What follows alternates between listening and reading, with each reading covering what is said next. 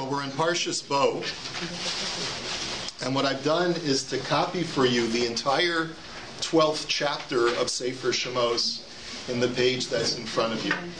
Now, why did I copy for you an entire chapter of Sefer Shemos, which is 52 verses? Because I want us just to look at the structure of the chapter. This is one of the most important chapters in all of the Torah, because it is the beginning of the Jewish people's formation as a nation of the people who have to follow the laws of Hashem. This is the very first time that we as a people were given commandments, and we were given the preparatory steps needed in order to be liberated from Egypt.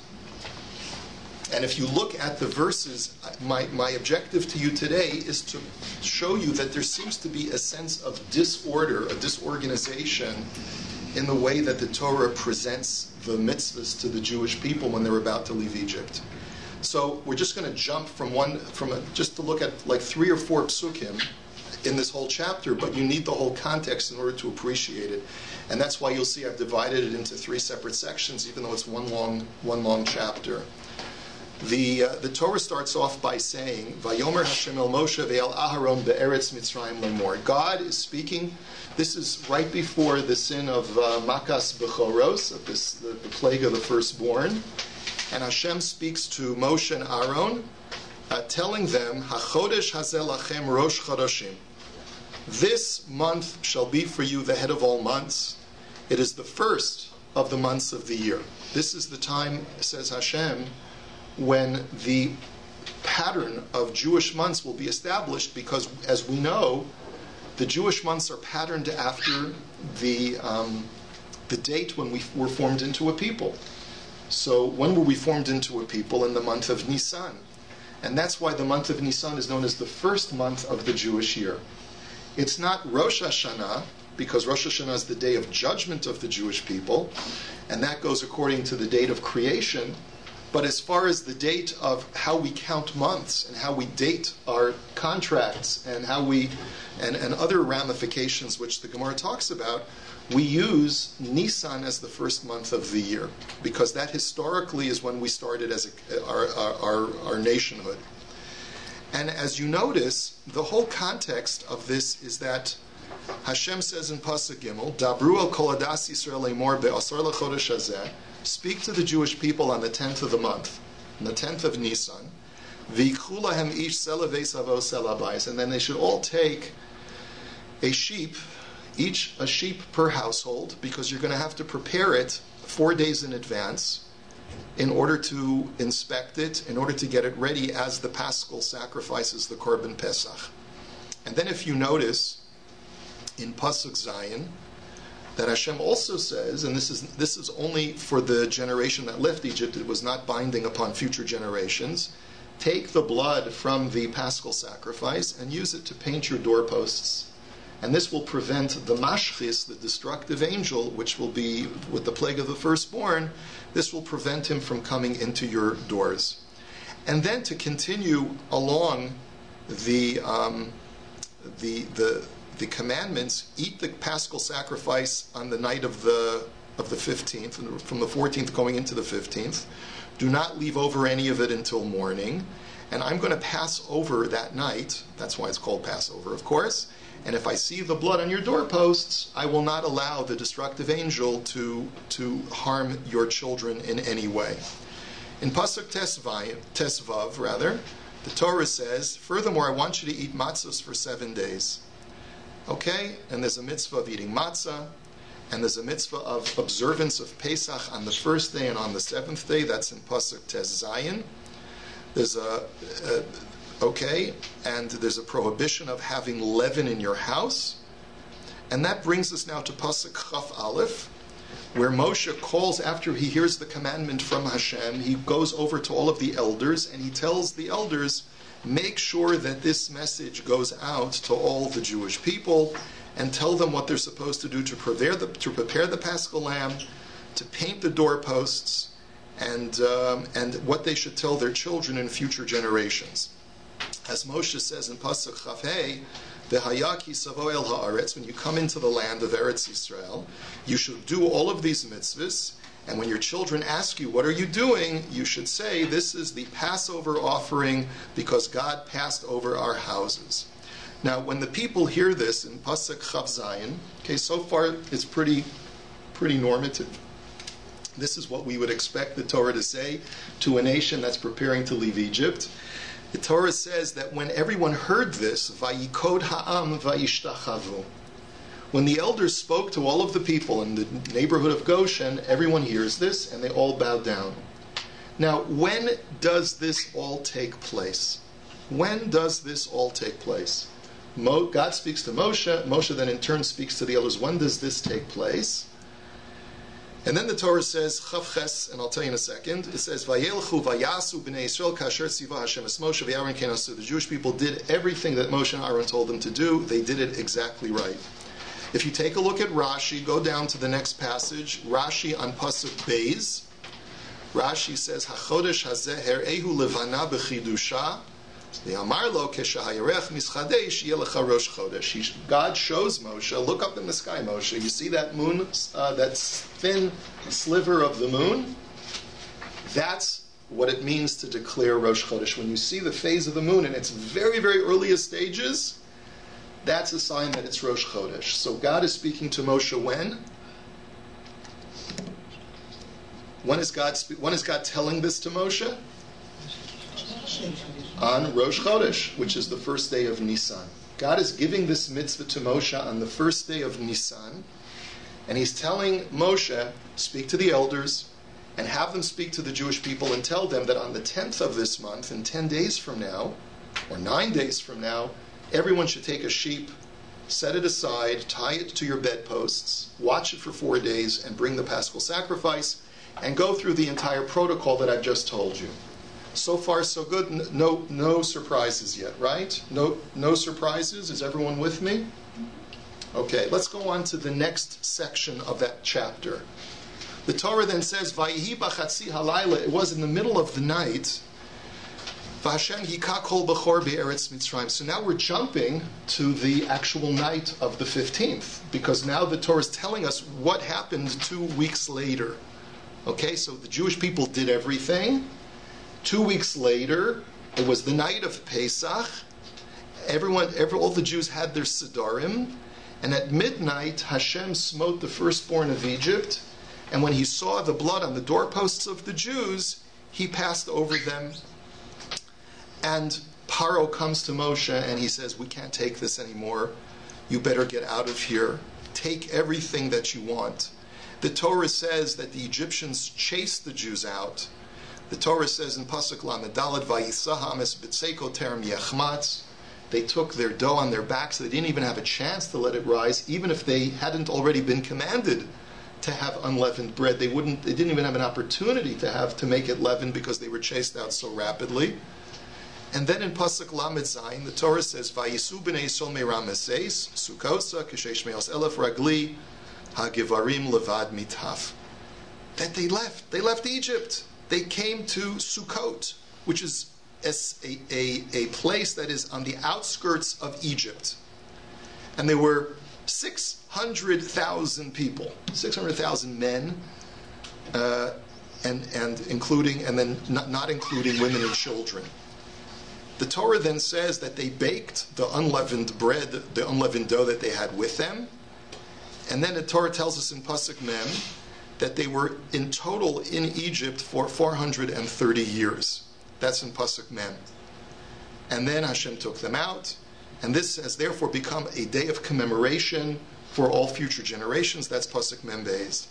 Now that ought to be the end of the story. That's where we should really end this chapter. And that should be really sort of like riding off into the sunset. The Jewish people have been saved. They've left Egypt.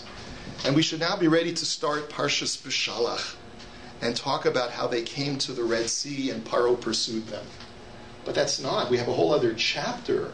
And we haven't even finished chapter 12 yet. Let's look at the last 8 psukim we have left in chapter 12, which seem to be totally redundant. You ready? Let's look at Pasuk Mem Gimel now. Vayomer Hashem el Moshe v'Aharon zos chukas ha'pasach kol ben nechar lo yochal bo. Oh, by the way, there's some more rules that we have about the Paschal sacrifice. Now, why are we getting more rules about the Paschal sacrifice? The Jews already had the Seder. They've already left Egypt. They're on their way. They're already in Sukkot. They're out of Egypt already. It's already past the night of Pesach. Why are we getting more rules? So, rule number 1, no one who's a Gentile can partake. V'chol eved ish miknas kesef u'malto so oz yochel. Next pasuk, Mem Dalet. If a person is a slave, then you have to circumcise him, and then he can partake. Okay, anyone who's a righteous Gentile but is not a Jew cannot partake. I have another rule. You have to eat it all in one house. You can't take the meat of the Korban Pesach from one house to another. Another rule, you can't break any bones of the Korban Pesach. Right? Another rule.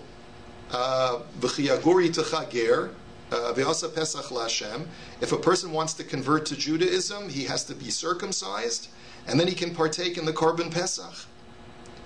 And there shall be one law for the natural-born Jew and for the convert to Judaism. And the Torah then says, repeats it for apparently no reason in Pasuk Nun, Vayasu kol b'nei Yisrael kasher tziva Hashem es Moshe ves Aaron kenasu. And then Nun Aleph, again repeating the story that we've already read. Vayihi be'etzem hayom hazeh hotzi Hashem es b'nei Yisrael mitzrayim al tzivosam. On that day, Hashem took us out of Egypt. So the question is very simple. From Pasuk Mem Gimel, we seem to be regressing. We've already read all of the commandments having to do with the laws of Pesach that Moshe has instructed the elders to teach to the Jewish people.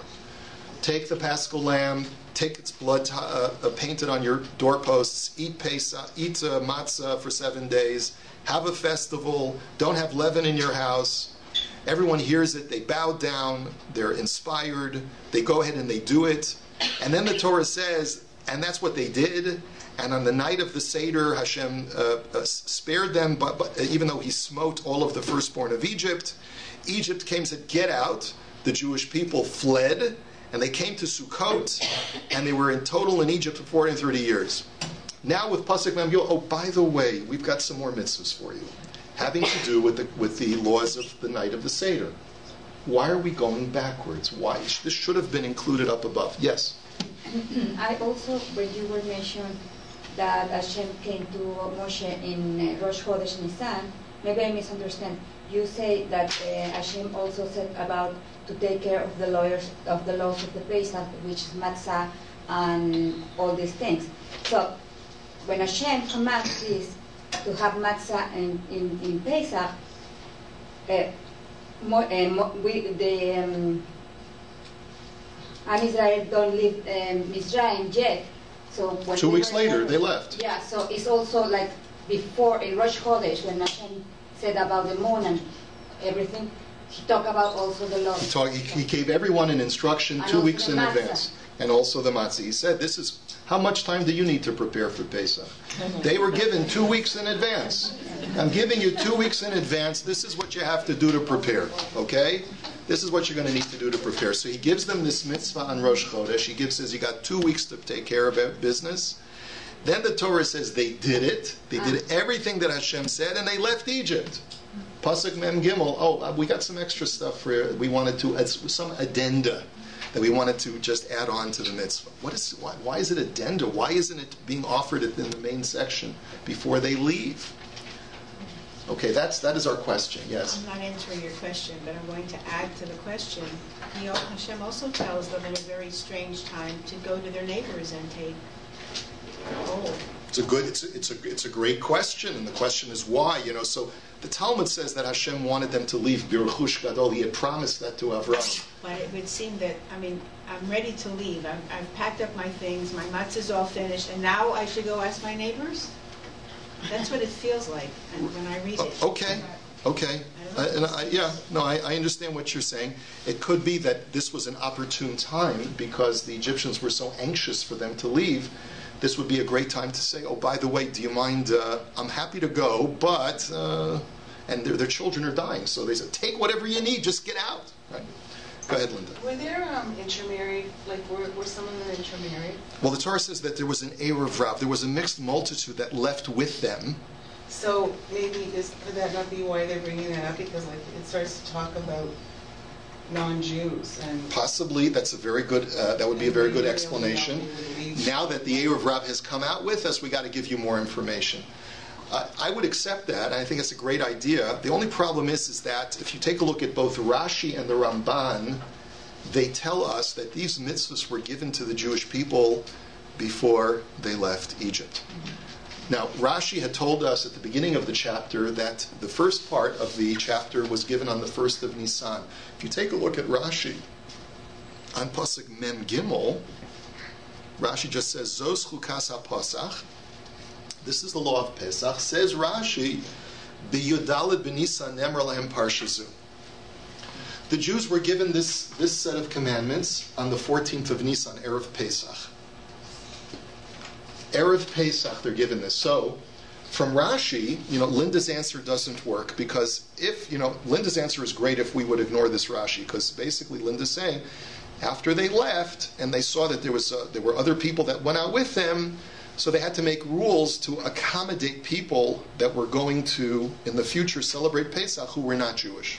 I love the answer. It's a great answer. It's not going to work for Rashi. It's not going to work for Rashi because Rashi says even before they left, they were given this mitzvah. The only difference between Pasuk Mem Gimel and Pasuk Aleph is that Pasuk Aleph and the ensuing whole paragraph there is on the 1st of Nisan. You got to give them 2 weeks to prepare.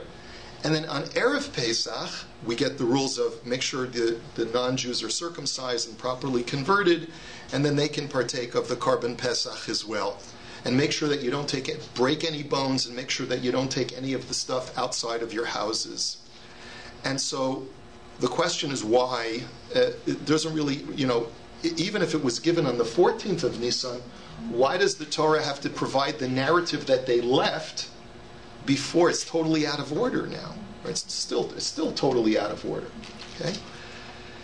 The Ramban echoes what Rashi said, and the Ramban says as follows. He first quotes Rashi and he says, V'chein hadavar. Rashi is absolutely correct that starting from Pasuk Mem Gimel, these mitzvahs were given on the 14th of Nisan before they left. Shaharei kasuf besofa vaya'asu kol b'nei Yisrael kasher tziva Hashem l'lamed aleim sheniyim Elohim ve'avdehem.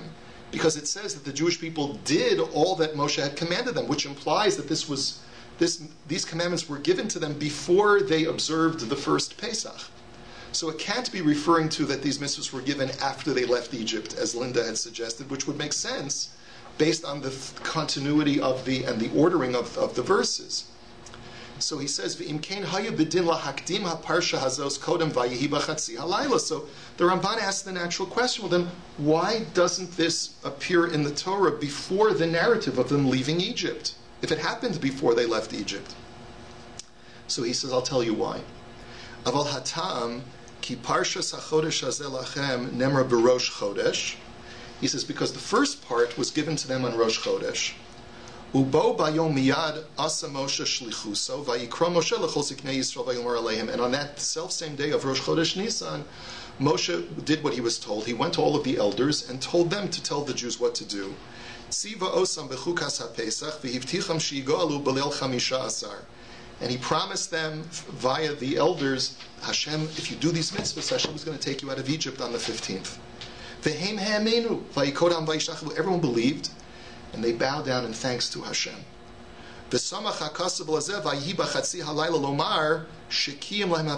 Oh, and so then why did we have to add this part that the Jewish people left before continuing the mitzvahs that they got on the 14th? It's to tell us that Hashem fulfilled His promise. Hashem said, guys, if you do this on the 14th, Hashem will take you out on the 15th. Everyone is so inspired and so filled with faith that they bow down. And so the Torah wants to tell us, oh, and by the way, God did that. In other words, Hashem fulfilled His promise. So before we go on to any further laws that they were given on the 14th, 2 weeks later, let's make sure that you know that God fulfilled His promise and actually did take them out of Egypt. And then when the Torah tells us, oh, by the way, God did that, it goes back and tells us the remaining mitzvahs that they were given on the 14th. There's a number of holes here in the Ramban, so I want to try and explain to you what the Ramban means. Because after all, why does the Torah have to tell us, oh, by the way, God did that? Don't you think I would trust that God would do what he promises to do?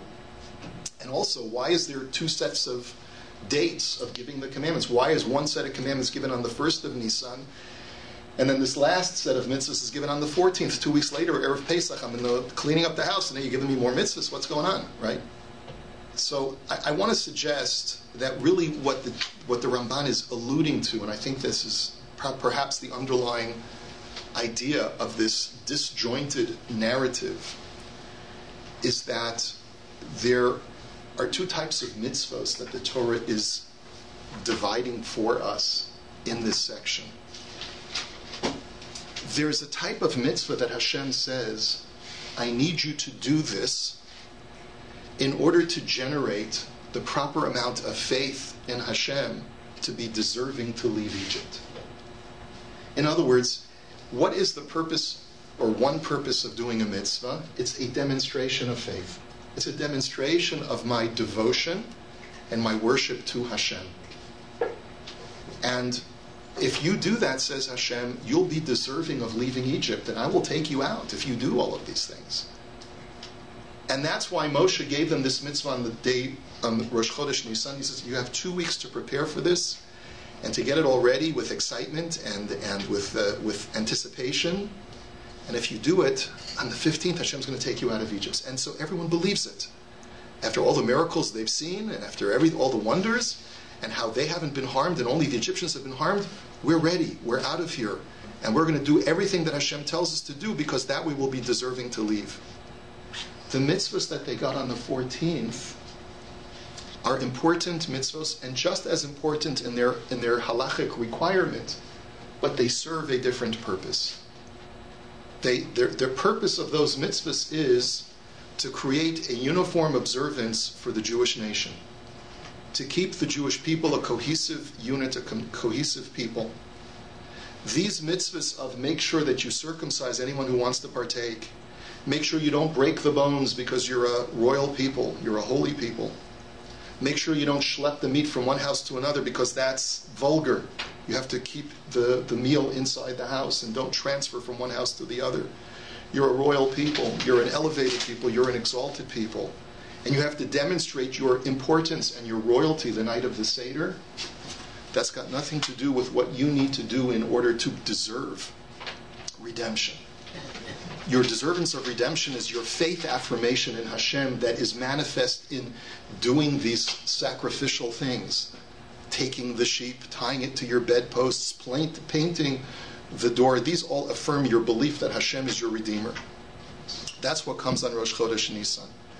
And the reason why the Torah puts the narrative immediately after those mitzvahs is because the Torah is telling us it's true that they did a lot of things to prepare the Korban Pesach, but it's only these mitzvahs that appear in the first section of chapter 12 which made them deserving of leaving. Those are the mitzvahs through which they were able to leave, because they were faith affirmation mitzvahs. The other mitzvahs that Moshe gave them on the 14th were divided specifically because they're not necessary to generate the deservedness to leave Egypt, but they are nonetheless a requirement to keep you as a royal people, to keep you as a holy people. So that's the reason why the Torah divides it like this. Give us the mitzvahs that we need in order to show our faith in Hashem, and that way we deserve to leave. And that's why the Torah says immediately after they did all of these mitzvahs, that's why Hashem took them out of Egypt. As an addendum, we add the additional mitzvahs that were given to them later, right before Pesach, that they needed to perform, but not in order to deserve to leave, but rather in order to be able to maintain protocol and to be able to maintain their dignity as a majestic people. So there are two types of mitzvahs. There's the type of mitzvah that I do in order to show my devotion to Hashem, that the Torah is describing in the first section. And there's also a type of mitzvah that I do to show my adherence to a set of protocols that keeps our observance uniform and demonstrates the importance and the dignity and the holiness of the Jewish people. And that's this latter type of mitzvah. Now, I think it's an interesting exercise to try and understand the structure. I believe that's what the Ramban is actually telling us. I believe that's implicit in his words, that there were two types, two genres of mitzvah that are being introduced to the Jewish people just now as they're being introduced to worshipful commandments. However, I think that the message that we're supposed to be able to take from this is that we have to be conscious when we're doing mitzvahs why I'm doing this. Primarily, first and foremost, the majority of the mitzvahs of Pesach are affirmations of faith. They're not to be able to conform to the minutia of the commandments. If a person is more concerned about on Shabbos whether or not it's okay to use a slotted spoon to take out the coleslaw from the service dish, and he loses all sight of what Shabbos Kodesh is about, which is to commemorate the creation of heaven and earth, and is just totally oblivious to that, so then they've lost focus. There is the objective of observing halacha for the sake of conformance to a divine system of law. But what's even more important, what makes us deserving of redemption ultimately, is when we think about how this mitzvah helps me to connect to Hashem and show my faith and my worship of the Almighty.